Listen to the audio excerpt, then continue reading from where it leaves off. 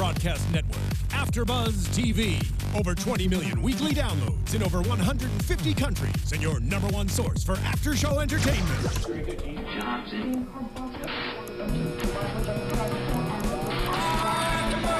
AFTERBUZZ TV, the destination for TV superfans. Producing aftershows for over 300 of your favorite TV shows, interviewing celebrities and showrunners, and bringing you behind-the-scenes exclusives. All thanks to E! Entertainment's Maria Menounos, producer Kevin Undergaro, and internet leader Akamai. Now, let the buzz begin! She do it all night. She going hard, right? She loves spotlight. She make that thing go. Drippity drop. Hey, what's up, everybody? You tuned into AfterBuzz TV for the Fox show Empire. I'm your host, Bamm Ericsen. This is a great episode. This is episode 5 titled Dangerous Bonds. Again, I'm Bamm Ericsen, and I would like to introduce my panel. I am Emile Ennis Jr. Hey, I'm Sofia Stanley. Erica J. Green. And if you guys are watching right now on YouTube, make sure that you hashtag ABTV Empire so that you can join along in the conversation. And you can also go on iTunes or SoundCloud and make sure to press like and 5 stars because you like what you're hearing. Okay, we have a special guest in the building. She is responsible for this great #1 cast. Please welcome to AfterBuzz Studios, Leah Daniels-Butler. Thank you, guys. Thank you. Thank you for having me. Thank you so much for being here. You've done a remarkable job with this cast from the top players all the way to day players. You have just nailed everything. Oh, thank you. Job well done. But we're gonna get into that later. Okay. So let's go into last night's episode. So Lucious Boo Boo Kitty, he proposes. What do you guys think about that? She accepted it knowing that he's dying, so I have a little questions about how loyal she is to him. But we'll see. You know, he is rich, and we know females do that all the time. So she does seem sometimes like she does love him a lot, but you know, who marries someone that you know is going to die? I don't know. I mean, for me, I see it a couple of different ways, because if I'm truly in love with someone and we've been dating for a while and then he proposes to me or she, whatever it may be, I would accept it. I'm like, this is the love of my life, and I know they have 3 years left. Like, I want them to be happy for the rest of their life. Like, I'm not going to be like, oh, you're dying, so I'm not going to marry you because you're dying. No, I wouldn't rush it, though. Well, he's running out of time, though. He's dying. Are we waiting until after he's dead? Or I don't like titles, though. You don't have to get married to show that you love you're someone. one of those. Okay, I'm gonna be the legal eagle just for a second. There are actual legitimate reasons to get married, given that he's dying, separate and distinct from the insurance issue. Mm-hmm. Because at the end of the day, if you're not legally, in essence, in a relationship with someone, you actually don't have the right to make certain medical decisions. So it actually is a legal bond of intimacy. Does that make sense? No. And I think that's why, arguably, and we'll talk about this possibly in news and gossip either today or another time, but that's why I think that so many people who are being deprived the right to get married are fighting so hard for it, because it literally has to do with decisions you have a right to make from someone that you love in matters of literal life and death. Okay? End of PSA. Yeah. However, my issue with it is, so he gives her this humongous rock, ooh la la, Anthony Hamilton, ooh la la, gag me, I'm not having it. But he then says, oh, take your ring off?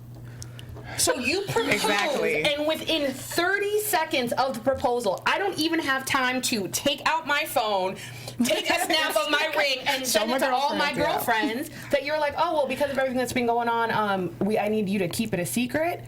That is, to me, if she was an actual woman who had any kind of a spine, she would have been like, oh no, Boo Boo Kitty, don't do that. This ain't gonna go down this way. And everything she went through with him, I wasn't aware of that until it got brought up in this episode. He cheated on her. I'm sure we knew that, but he cheated on her numerous times. Everything. So I'm just like, I'm a little bit hesitant to say, okay, this is something real. That's all I'm saying. What do you think, Leah? Well, as you watch, not as the casting director, but just as a fan of the show watching, what did you think?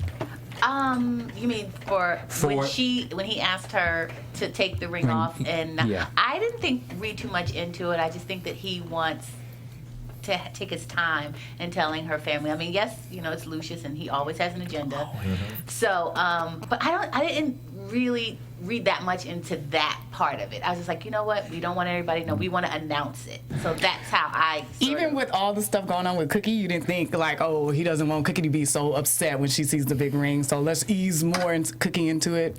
A little bit. Well, Come on. little. Yeah. Well, for me, it was an 18 karat rock, and then it's the one that Liz Taylor got from Richard Barton. Correct. So that ring has a lot of value to it. But the one thing that is just the number one no mistake, you don't give a woman an 18 karat ring. You put it on her finger, and then say, I'm gonna take it back. Like, that was just dumb. He didn't say take it back. He said we were going to put it in the safe for safekeeping. And we just can't show everybody tonight. Leah, if I proposed to you and said, got on my knees and said, listen, I love you. I'm giving you this ring that Richard Burton gave to Liz Taylor. I put it on your finger and say, well, I don't want you to floss it just yet. Okay, so let me tell you. You're right. Mm-hmm. I would be like, oh no, this is a beautiful ring, But if it's my man, and he's got legitimate reasons, he's got my ear, and he's like, babe, listen, we just got to do this. It's pillow talk, you know what I mean? It's that whole, we love each other, okay, all right, but all right, but tomorrow I'm wearing this thing. Yeah, I mean, I would be fine with it as long as I'm now getting the ring back. How do you? I'm gonna take it somewhere completely different. And please, if my future husband is watching, do not listen to this next part, because I would love an 18 karat ring. However, let's fast forward a little bit. When he's talking to Vernon and he's talking about the fact that he just got engaged to Anika, he is bragging about the ring. He's bragging about how much it cost and its lineage. He's not saying, I love her, I can't live without her, so forth and so on. In that same moment, he talks about Cookie, right? And he talks about the fact that it's their anniversary, plus 17 years. For a man to remember an anniversary 17 years later, regardless of whether or not he divorced his wife, number one. Number two, presumably at that time, they had absolutely no money. So Cookie's ring literally could have been a Cracker Jack ring. I would always prefer a Cracker Jack ring that literally solidifies the union of love and that I intend to spend the rest of my life with you and bear 3 children with you, than possibly to get an 18 karat rock simply because you need my dad to sign off on some insurance so that we can go through the IPO. True. Okay, true. But from Anika's point of view, she doesn't know that. Yeah. She doesn't know that. She's got this ring and the love of her life, who's, larger than life. He's the one giving it to her. So it's a little different for her, I think. And I'm going to go one step further. The last thing. No, actually, Bamm, go ahead. Move on. Let's transition. So now... Let us know on iTunes and YouTube, especially if you're watching right now, ABTV, Empire. Whose team are you on? Boo Boo Kitty did the right thing, or no, Boo Boo? I can't. That was brilliant. I love that. No, boo boo. No, boo boo. So let's transition. So now let's go to the in-laws. So now we get to meet Boo Boo Kitty's parents, and so they're in one room, and you have Lucious and the father-in-law on one side, and then you have the mom and Boo Boo Kitty discussing. So it was very interesting dynamic because of. You have the mother's kind of in her ear about one thing, and then Lucious is discussing his motive. So, what did you guys think about that? And go. I think it was interesting because in this conversation, it made me question everything. And we're talking about analyzing like the way Anika reacting, if she has true intentions, if she truly loves him. But then I'm like, well, Lucious, because you talked about the conversation you had with Vernon. When he's having this conversation, all of a sudden he doesn't talk about love. He brings up the fact that Boo Boo Kitty's father is a doctor, and that can help them go public with the IPO. But then if we go back to Boo Boo Kitty, when she's talking to her mother, I forgot what happens on many shows, but like it goes back to the sacrifice that some people make, like when their partner is trying to be successful, and then it's kind of, and she's doing what she wants, or she's successful in her own right, but her mom's saying, oh, you went to Juilliard, or you had all this talent. And in her mom's eyes, she's probably like, oh, you're just like a suit. Like Tiana said. Like she's not fulfilling like her true duties. And for somebody who's an artist who has some type of creative passion, when you are stuck in an office job where you're not actively pursuing that, oh, it can take a toll on you. Like, Well big time. said, Emile. Big time. Yeah. So I think that conversation was pertinent because we're going to see a different side of Anika. And I think we're going to see if she truly loves Lucious, or like Lucious said to the father, if she's just looking at the long term to see what money she can get out of it, and then she can do whatever the hell she wants. Well, notice that the father-in-law, at first he was a little apprehensive about the situation, and then when he said, well, when I die, Boo Boo Kitty's now going to become a billionaire, then boom, his whole disposition totally changed. Yeah. So forget Boo Boo Kitty for a second. Think about the father's intentions and where he's going, because, you know, the apple does not fall Exactly. from the tree. See, and I think it would be different if he looped her into the conversation. So in my mind, and again, come for me if you guys want, he sold her. Absolutely. He literally bartered a transaction without her knowledge, and he sold her because he was all ethical, like, oh, I'm a doctor, blah, blah, boo, boo, billion. And he goes, okay. I don't know how innocent Boo Boo Kitty is. I'm still on the fence about her. And I agree innocent. with you 100%. But there's a complete difference if you consent or you don't consent. So meaning she could literally be the devil herself, but even the devil has a right to consent to them being sold and or bartered for something else. That's my issue. And to me, it also shows that her dad doesn't respect her as a fully realized human being. He's actually treating her like a child. Yeah. True. Mm-hmm. Absolutely. Some of that money, too. You have an opinion? What do you think about the relationship between Lucious and the father-in-law? I think you're right. I think what her father did was wrong, but I think Lucious put him in a position to where he didn't really have a choice. Explain. Go ahead. What do you I was mean? going to say the same thing. Explain. He didn't have a choice. Well, because he told him about the issue that he was having, the ALS, and about the IPO. So he kind of put him in a position that if he does say something, then it does ruin his relationship with his daughter, and he'll have, you know what I mean? It'll be that relationship with him and with his daughter. That's my take on it. Okay. I mean, That's an excellent point. I think Lucious sort of backed him into that. But why not let Anika know about that as the father? Why not, hey, I love you, I care about you, this is what's going on. I don't think he's right for you because he's coming to me, wanting me to do something that's unethical. Because Erica, as a father, he's trying to protect his daughter. Yeah. And get rich. Yeah, that's what I thought. Because Richer, because Anika comes from money. And I hate to sound mean, but he's going to die soon. True. And also from a business standpoint, the fewer people that know, that's the lesser chance of somebody finding out. Exactly. Yeah. That's why Cookie is like, I only told you, Carol, like, you want to keep that circle tight, because if he's talking about he has a hospital, he has all these different things that could go up if they found out that he's doing this unethical thing. Oh, he told The Becky more real chances quick. you know. Well, Becky, she did her research. Yeah. He didn't really have a choice. She looked it up on her phone. Yeah. So. Speaking of Cookie, so now Cookie has to, she's forced to testify. And what drives me crazy about this scenario is Cookie's walking down the street in broad daylight. And now she just pulls on up and she gets out the car, and she's a white lady, first of all. So if anyone who's watching or doing any looking out at Cookie, what would Cookie be doing hanging out with a middle-aged white lady? Rolling up in like the universal Fed car. Thank you. Like, is that always the Fed car? Like, couldn't she have at least, no, seriously, couldn't she have rolled a little gangster? Like, at least with like an Expedition or a Denali? Something. No, but really, like, those are Fed cars too, but at least she would have been a little bit more conspicuous. Right. Yeah. I'm trying to understand the situation, how she got so knee deep where her life is being put in jeopardy. Because I wouldn't do anything that's going to put my life in jeopardy. I don't care if you threatening to put me back in jail or whatever it is. I'm not going to put my family's life, my life in jeopardy. Do you think that someone who never narked, spent 17 years in jail, obviously made a deal, and now you've actually tasted freedom? You've actually got to physically hug your sons that you did not see. But to be fearful. No, listen. That you did not see, and now you're going to go back in jail? No. And she got money now?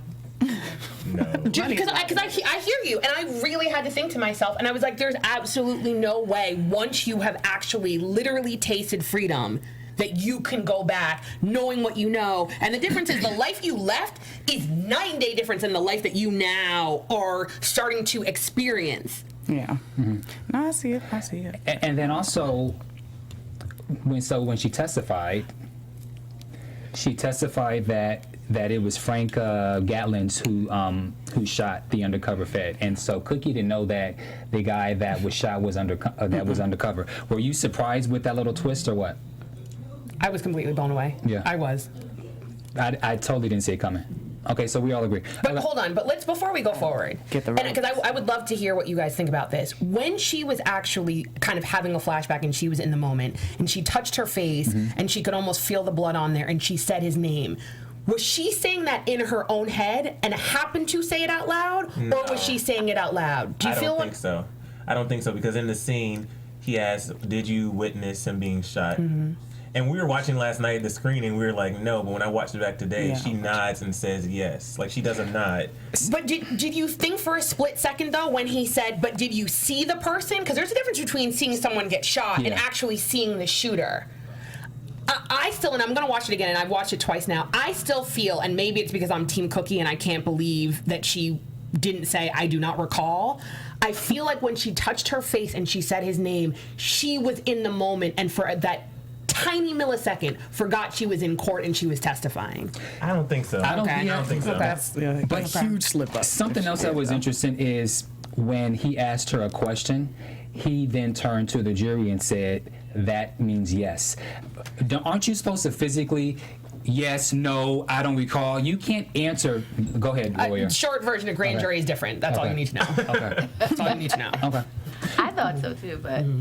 And that's why he put it on record, though. That's why he articulated to the jury and to the judge. She said yes. That's really for the court record, even though it's confidential, so that it literally goes on notice that she said yes. I think they were setting her up anyway. I think it's a whole setup. They don't really care about Cookie. It's obvious. They're the feds. They don't really care about people besides their own people. I mean, I don't. My mom's a police officer, so I can say that. So, but yeah, we all know that. So pretty much, they're just trying to cover their backs, no matter what expense of Cookie's life it is or what's going on with her life. So I just think that's what it is. That's why he said it so quickly. You heard her answer. Let's get this done. Yeah. We got her on tape. Speaking of Cookie's life, Cookie had a very full life. She was multitasking the hell out of her and a cell phone. So she's at the door at home. She's a boss. Right, she is a boss. So she's at home and there is a red rose at the door. And so she obviously assumes because...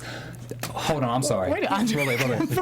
Let's talk about like a phantom. Why are you the woman selling the drugs, crack, whatever? I have a huge issue with the fact that as a man, I'm not gonna let my girl sell crack or whatever they're selling. She's out there by herself. I have a problem with that. Okay, now, Bam. What? Do you think that if we were in a relationship, you could tell me what I can and cannot do to provide for my family, for what I need to do? And they're in Philly. What does that mean? I'm just saying, if she's in Philly, it's rough. Okay. But who said that it was Lucious's choice though? Yeah, Lucious is doing his music. He's doing his music. He's like, and she is focused on. She is clearly that's why she's coming back for her empire. Yeah, she's doing what she has to because do to she feels like she's sacrificed. She's the one that did the time. She's the one that sold the dope. She's the one that produced the music. This is my company. What do you mean? Something's not right though. Something from the way she looked up and said Frank was like. It was kind of like, Frank, why are you here, kind of? And then something seemed so set up about the whole situation, how she got pinned for this whole going down for selling the drugs. Something seems so set up about it, with Lucious not visiting her. What does that mean? I said, no, I'm just like, I'm just listening to you. I'm like, oh, that's a good point. When I thought about it, when you brought it up about her touching her cheek, it was like she was very much in that moment, like Frank. And then, like, I've always just thought from the beginning, like, there's something so set up about this whole ordeal.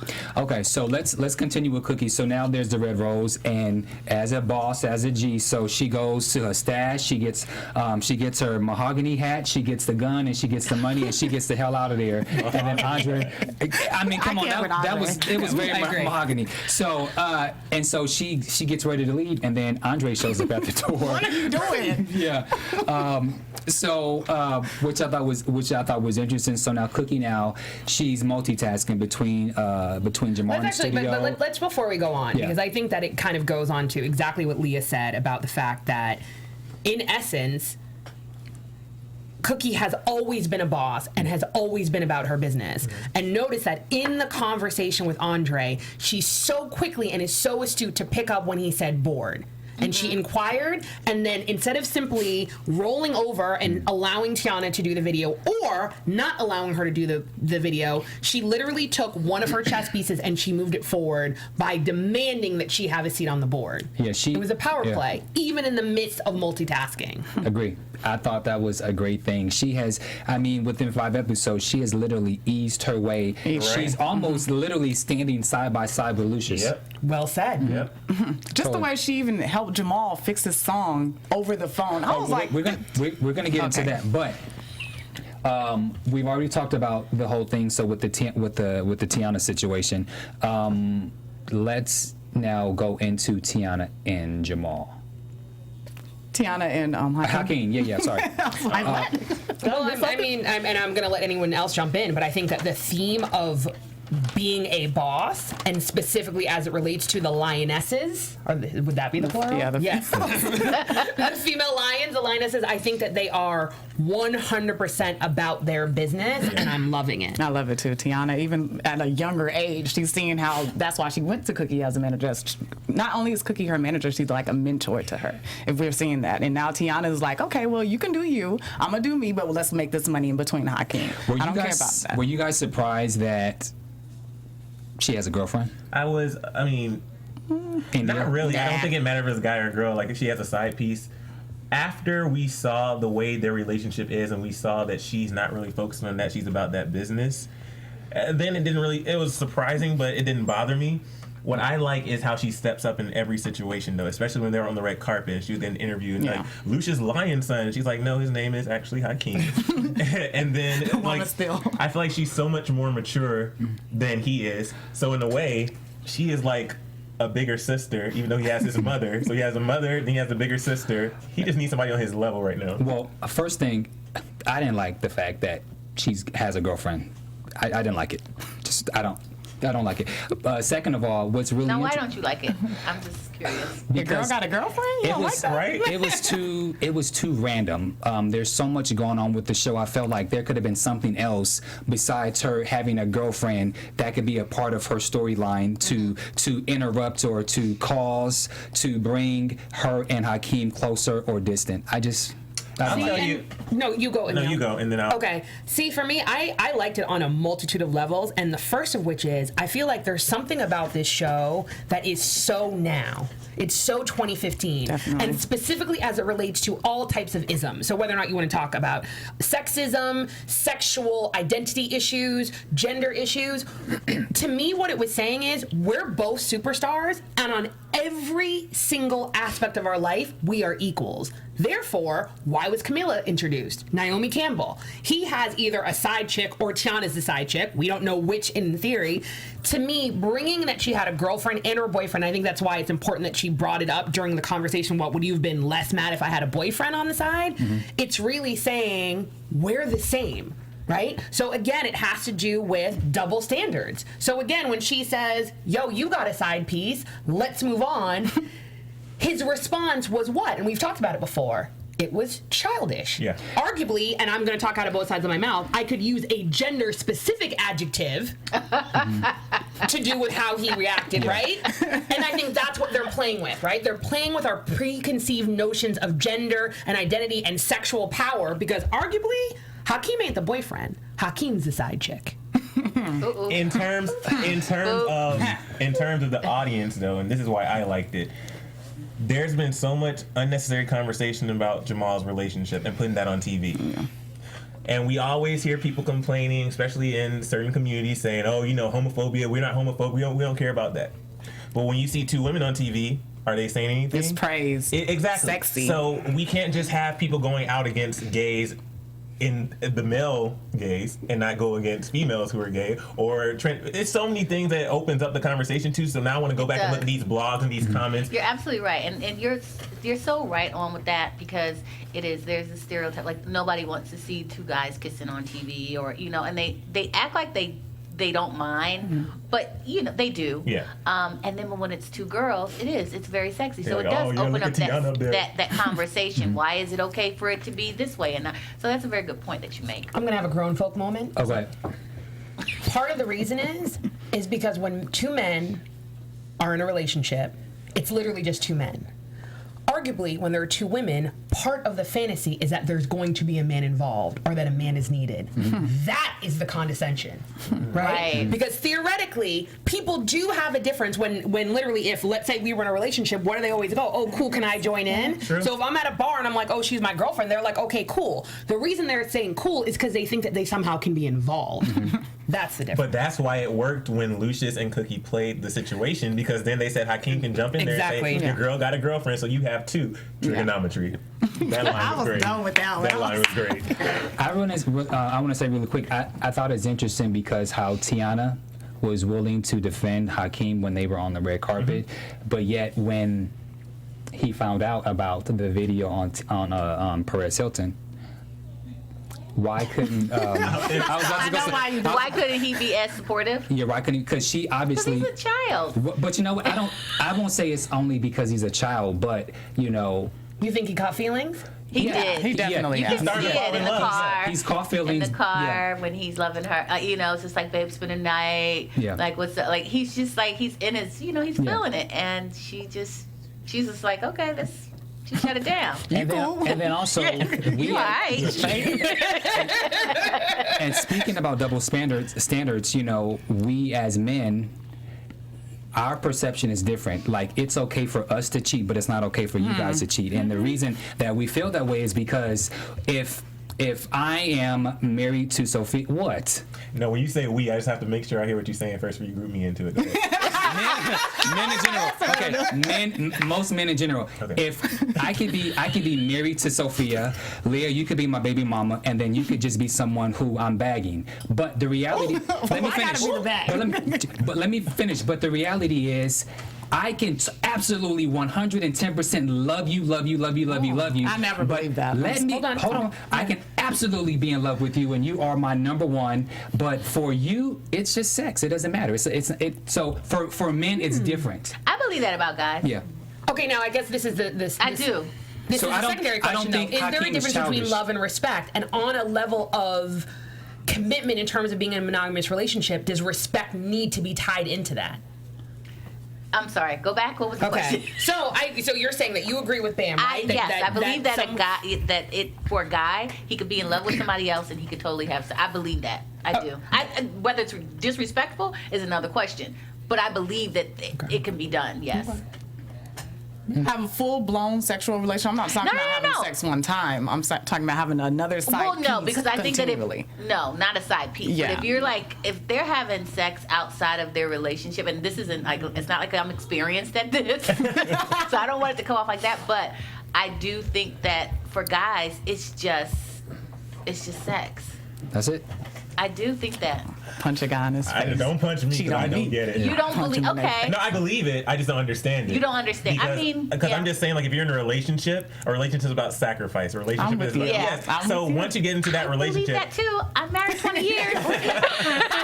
well, give these guys some tips or something. 'Cause I just don't understand. If you're in a relationship and you cannot keep your dick in your pants, why are you in that relationship? Can we say that? Yes. We can say that. We're gonna keep it real. Yes. Why are you in that relationship? I completely agree. Because if you're not satisfied sexually, if you're not satisfied mentally, if you're not satisfied physically, if you don't have all this list of criteria, and you're not going to meet everything, obviously, but sex is very important in a relationship. It's very important. If you're not getting that fulfillment, you're going to try to find that somewhere else, so you're not with the right person then. Move on. Can the church say amen? Amen. We will agree to disagree with that, but let's go forward now Continue with that online. Please, hashtag ABTV Empire. All right. Let's continue. Let's go continue with Cookie multitasking. So now let's go with Jamal. Okay. And so Jamal is in the studio. The man. Jamal is the man. He is didn't I predict this early on that Jamal was going to come out on top being the man. For now. He's gangster. We'll see. So he goes into the studio. So he goes into a different studio. Cookie doesn't like it because it's so funny because Cookie grew up in the hood, but she's been out of jail for 5 weeks episodes, and now all of a sudden she bougie. She walking up the stairs. Who are you? And So now all of a sudden Cookie has got a little taste of money, and she's gotten bougie, and now she don't want her baby to be in the hood to record a song. That's what it is. I don't know. I think that's what it is. Isn't the name of the studio Ghetto Ass Studio? Yeah. The name of the studio is Ghetto Ass Studio. Proceed, Bamm. Yeah. So Cookie leaves Jamal there so she can go tend to her business, and so he's fixing the dollar bill song. Really quickly, she goes to. Oh no, we'll get into that. But you know what? I'm gonna cut you off on purpose, and I'm gonna come back to something that Erica said. Erica did predict that Jamal arguably, from the very beginning, the genesis of it has been the golden child, right? And I'm going to take it one step further, because even if you watch the show back, and I don't know this for a fact, but there is definitely a trinity. And not only is there a trinity, there is this subtle and not so subtle spiritual, religious, biblical, whatever you kind of want to say, undertone in terms of who is going to be the one, who is going to be on the throne. And I think that the current trinity is literally Jamal, Cookie, and Lucious. And they are literally vying for a power position. Okay, go ahead, jump in. I have a quick question just so we don't gloss over it. So Hakeem at the beginning of the episode, when he was talking to his father, talking about the video and everything, and he was like, I love it. I get it. I see it. Like all that stuff. So are you saying Hakeem is not even in the picture? No, not at all. And I have to fast forward for a minute and jump in whenever you want. Fast forward to the actual end of the video. Look at Lucious's face. He's not elated. It's blank. Hakeem is good, and Hakeem will make a lot of money. Hakeem possibly is a star, but is he epic and or iconic? No. And that's why, and I don't know if this is done deliberately, even though I feel like this show has to be doing it deliberately, and we've talked about this offline, there is a Michael Jackson theme to Jamal, right? And I feel like, no, listen to me, because I'll cut you literally on camera. It's that he's that good, right? Michael at 5 years old was in the booth directing, telling you to go up a note, telling you on the board to mix it this way. That's literally what Jamal is doing. Yeah, I liked it, yeah. That's Michael. Like all of the drum beats, like when you listen, that's literally what they're doing. They're taking it back a second, juxtaposed against Tiana and Hakeem, that's new. Those beats, drip, drip, drop, is cake. So are you saying Hakeem is not going to beat Drake or Kendrick Lamar? Right, exactly. Because he's iconic. He is literally creating a new space that is the foundation and the genesis of what? Hip-hop. Yeah. The genesis of hip-hop is old school soul. True. This new stuff is new stuff. The genesis, the beginning, the foundation of the empire is what Jamal is literally growing it from, or creating the foundation from, and then creating something fresh and something new. You can't even compare the two. And I love that you said that, because I think they make a point to put emphasis on how simplistic it is that goes into making Jamal's music, and then all the glitz and glam that goes into making Hakeem's music, just to make it just so much bigger, make it look like it's bigger than Jamal's music. But then when you really get just down to the lyrics and the music, Jamal's stuff is out. It blows Hakeem's stuff out of the water. Cookie made a comment when they were walking in the studio. She said your father would be proud of you, even though he won't say it, because he was in a little box in a garage or whatever, grinding, creating that music. And you can have all the gloss and the money, but that doesn't make you good. There's so many artists who have all this money behind them, and they sound like crap. And also, I don't know if you guys paid attention to the dollar bill lyrics, but he says, temporary layoff, gets that's all the good things. Good things are over. When will it pay off? I guess it didn't now. Where to fold them? If you think about the lyrics, he's obviously not only a fan of music, but he's also a fan of history, because that's a part of Good Times, a TV show from the 70s. Temporary layoffs, like he's telling, he's telling the story, and so going to the whole Michael Jackson thing, you can obviously tell if he's probably pitch perfect. He probably can play by ear. The fact that the whole shoot down happened, and then you had all these people come into the studio, he literally was, okay, guitar here, bass here, boom, boom, boom. So he obviously has that, and Lucious has the same thing, because you go back to the flashbacks, he's playing with the guitar, he's playing on the keyboards. So I think we all agree with that. But let's really quickly go into the whole thing with Andre now sabotaging the two brothers going. Oh, you don't talk about that? Andre need to have a couple seats. Go ahead. I was thinking the same thing. Well, you mad at Andre? I do not like his character right now. Like I understand he wants the empire, and it's for the purpose of the show. I get that. Yeah. But why can't we all get along? Just share the wealth. But just knowing what he wants, I'm just starting to question: is Andre really that manipulative and evil, or is Rhonda a dirty ass? I can tell you, Go. Rhonda is not a dirty ass bitch. Okay. Rhonda, y'all gonna love Rhonda. That's all I'm gonna say about that. Okay. Oh, exclusive. I have to say, I'm interested. for the Andre character, I think what's confusing to all of us is, or why he's not as likable for us, is because we're not sure if we can trust him. Can't trust him. We don't know if we can trust him, and we don't know his motive. And I don't know if it's the way he's playing the character, or if there's something else that is supposed to be revealed later about him. But there's something that's not quite right about him. That's not why I don't like him. Because the funny thing is, I actually know exactly where he's going to go, and meaning I trust him because I know what he's going to do, and I know what his motives are. He wants the empire, right? My problem with it is, and I've said this again and again, he theoretically is supposed to represent Lucius's, I don't know how to say it. Right-hand man. But more than that, his business acumen, right? So back 2 episodes, the episode with Puma, the fact that he bought the song, that's what you do as a business person. You literally take everything that could possibly be competition off the shelf, and you literally shelve it, right? That's what you do. Theoretically, Andre, and I don't know if it's Wharton, but I'm just going to say it for the sake of argument. He went to Wharton. He went to business school. He probably went to the top business school in the country. The fact that he wasn't the automatic choice for running a company that's about to go public means you're not doing your job, number one. Number 2, it means that in order for the company to go public, it can only go public because you have a key man who is talent. Right? Yeah. So literally, if in fact he was in the running, he would have already been the obvious choice. The choice has to be that an artist is actually bringing the revenues in such a way that that artist is such a figurehead that he can then pull other artists. Okay. Andre can't do that. My problem with Andre is, by making them fight against each other, you could literally be hurting the bottom line. Because if you don't have an artist rising to the top, there actually is no value to the company with which it can now go public and make money. Speaking of money, just because of time, Cookie now is in Philly. Wait, I'm sorry. I thought that was hilarious when she told the cab driver, when you referenced the you people, and He she goes, was like, you people always misbehave. and then what did she say? She goes, what do you mean you people? You black like me? Yes. Was that a part of the script, or was that ad-lib? You know, they do a lot of ad-libbing, so it's hard. Things change. The scripts that I get, they're constantly changing. They do what feels right, and that's the beauty of it. And Cookie she's got so many layers and so many. To me, she's probably the most layered character of them all.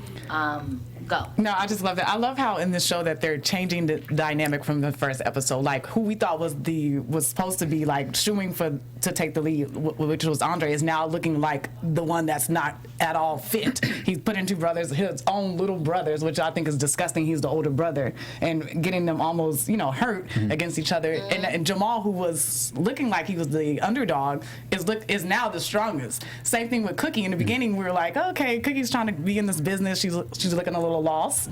Now she's like dominating it. She's slowly moving up the ranks. She's on the board. I mean, who knows where she's going to be at the end of the season. I was going to say with Andre, because I take my comment back about Rhonda, and I just thought about this.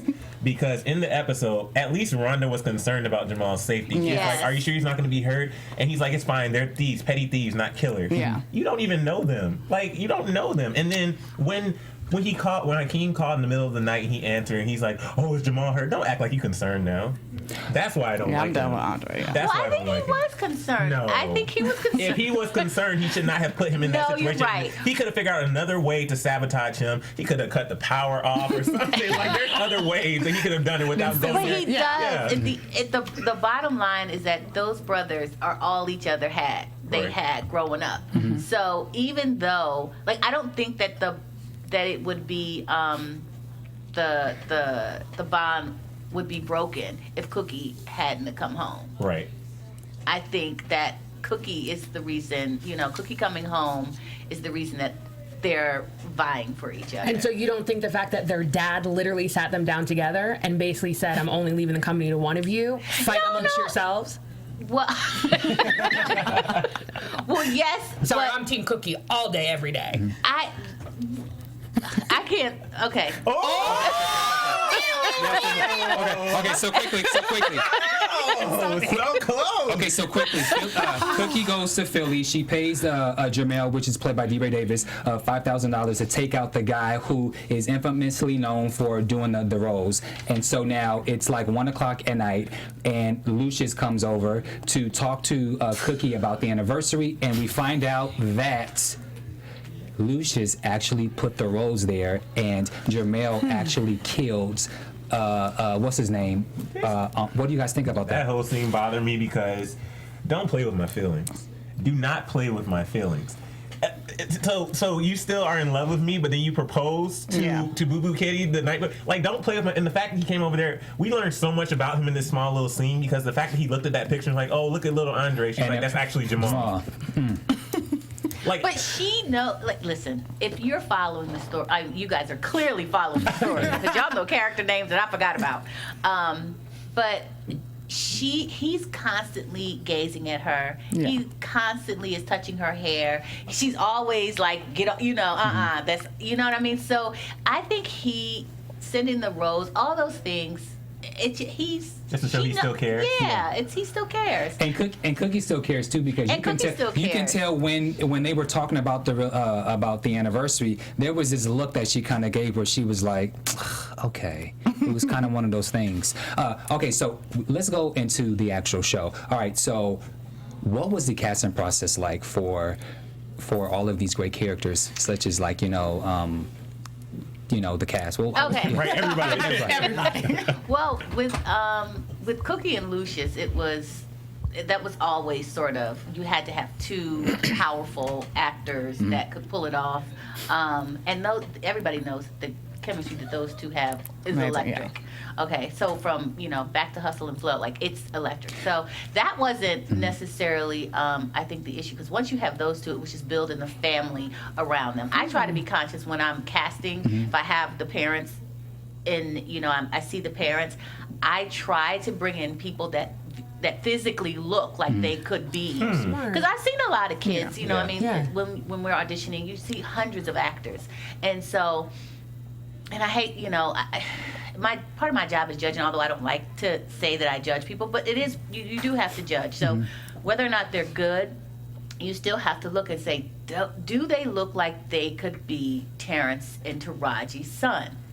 And sometimes you have a really good actor, really good nails it, but just does not look like they're part of that family. I have a question, because before Taraji came onto the road, Taraji specifically said that I will only do this if Terrence Howard is my husband. But the rumor mill is that Wesley Snipes was the one who was supposed to play Lucious, New Jack City. Stitcher Fidelis, yeah, you remember? So my question is, when I heard about that, I was like, Wesley Snipes, New Jack City's.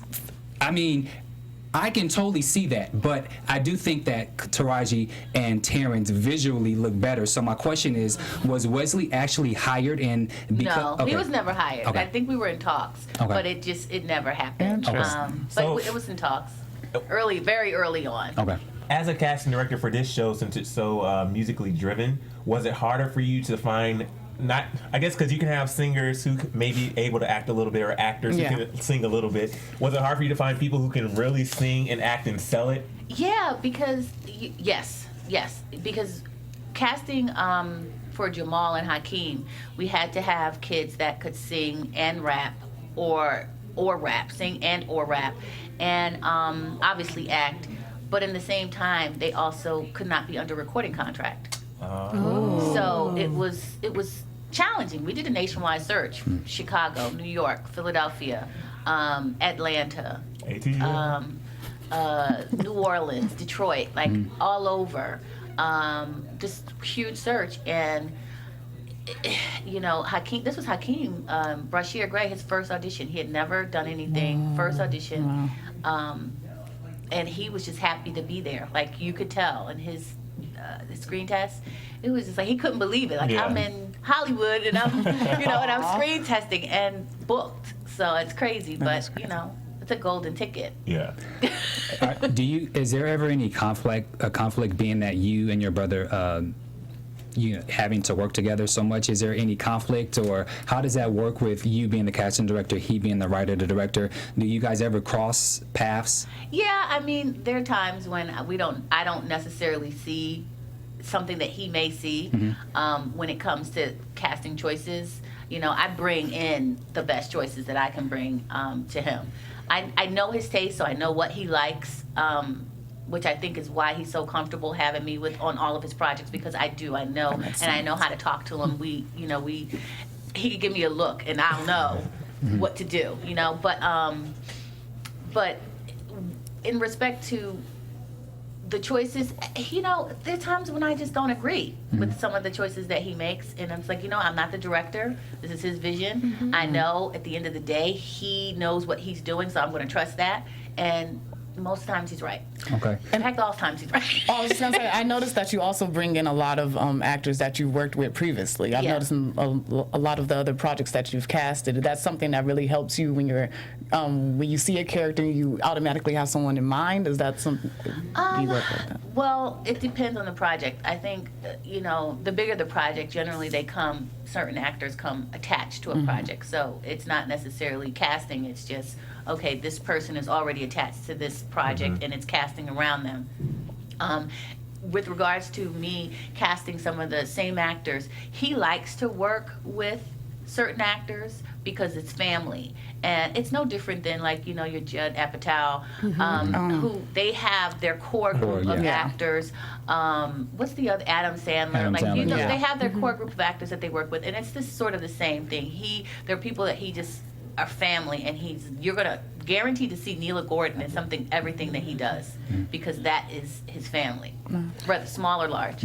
You just mentioned family, and a couple of weeks ago when V. Bozeman was here, she talked about authenticity. We have spoken literally after every episode about the authenticity of casting from the top to the bottom, even down to the other ancillary people, let's say in the conference room. How do you, where do you go? Do you have the granular detail, or is that you creating a family or creating that realism? Well, I can tell you, for the pilot episode and the first episode, or first two episodes that you guys saw, Lee directed. So he is meticulous about everything, down to extras. He wants to see every person, whether they're speaking or not. If they're in his eye line, he wants to see them.